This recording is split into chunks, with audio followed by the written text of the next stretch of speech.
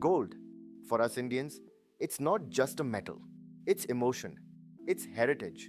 And let's be honest, it's the first thing your parents told you to buy when you got your first paycheck. But here is the brutal truth that most bankers won't tell you. If you are an NRI living in Dubai, London, or New York, the way you are buying gold in India right now is likely destroying your wealth, not building it. You might be thinking about sovereign gold bonds, or carrying jewelry back home, or buying ETFs. One of these is a regulatory minefield, one is a tax nightmare, and one might actually work if you do it right. I'm Kunal from EPK Capital. We build wealth for generations. And today, I'm going to stop you from making 3 massive mistakes with your gold investments.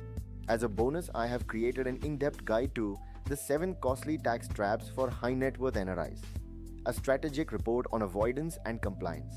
You can download it simply by clicking on the link in the description. Let's get started now. At EPK Capital, we advise families with liquid portfolios of over $1 million. And when I look at their portfolios, the biggest dead weight I often see is gold. Not because gold is bad, but because the vehicle they use to buy it is inefficient. Today, we are doing a deep dive. Sovereign gold bonds versus gold ETFs versus physical gold. I'm going to strip away the jargon. No complex charts. Just the math, the rules, and a strategy you need as a non-resident Indian to protect your capital. Let's start with the darling of the Indian investment world right now. Sovereign gold bonds or SGBs.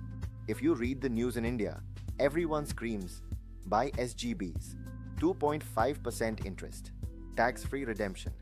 But wait, if you are an NRI, stop right there. Here is the biggest mistake NRIs make. They try to buy fresh SGBs. The rule: as per FEMA regulations, NRIs are strictly prohibited from purchasing sovereign gold bonds in the primary market. You cannot subscribe to them. Period. Now, I hear you saying, but Kunal, I bought them before I moved to the UK, or my father wants to gift them to me. Here is the nuance.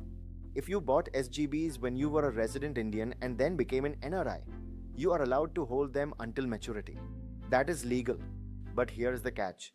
While the redemption might remain tax-free at maturity, that 2.5% interest you love, that is fully taxable in India.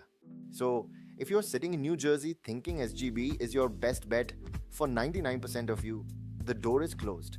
Don't try to bypass this. The regulatory headache isn't worth it. SGBs are for your cousins back in Mumbai, not for you. So, SGBs are out. What about the traditional route? Buying biscuits, coins, or heavy jewelry on your next trip to India. I have a client, let's call him Rahul. He brought 500 grams of gold bars to India thinking he was being smart. He ended up paying a massive duty at the airport that wiped out 15% of his investment value instantly. Mistake number 2. Ignoring the import math. As an NRI, you have a duty-free limit, but it is tiny. For men, 20 grams, capped at roughly 50,000 rupees. For women, 40 grams, capped at 1 lakh rupees. That's it. Anything above that, you are paying heavy customs duty. And let's talk about buying physical gold in India to keep in a locker. Making charges. You lose 10% to 20% instantly on jewelry. That is capital destruction, not investment. Theft risk. You pay for a locker. Liquidity.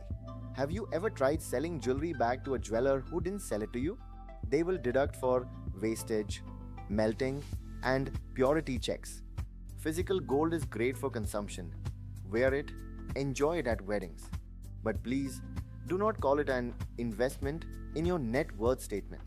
It's a liability that looks pretty.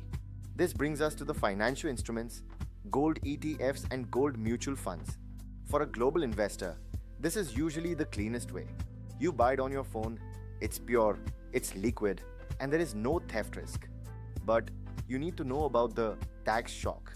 Recently, India changed the tax rules for these funds.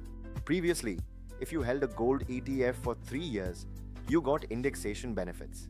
That was great. The new reality: if you hold a gold ETF for more than 12 months, it is now classified as long-term capital gains. The tax rate? 12.5% flat. But the indexation benefit? Gone. What does this mean for you? It means gold is no longer a tax haven asset in India. It is a simple hedge. However, for an NRI, paying 12.5% on gains is still far better than losing 15% on customs duty or 20% on making charges. So, if you must invest in gold in India, gold ETFs are mathematically the superior choice compared to physical gold. So, what is the verdict? If you are a high net worth individual, my advice is controversial. Stop obsessing over gold in India. You have access to global markets. You can buy gold in US dollar terms in your home country without the currency risk of the rupee. Why expose your gold allocation to rupee depreciation unless you plan to retire in India and spend in rupees? Here is the EPK Capital strategy. Physical.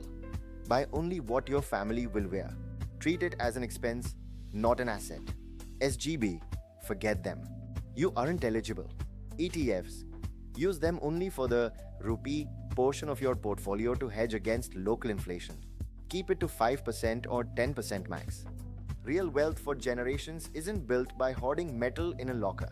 It's built by owning productive assets, businesses, equity, and real estate that generates cash flow. I know this can be tricky.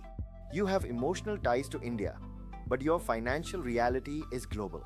If you are sitting on a cash surplus of over $1 million and you feel your portfolio is cluttered with random assets, some gold here, some real estate there, let's clean it up.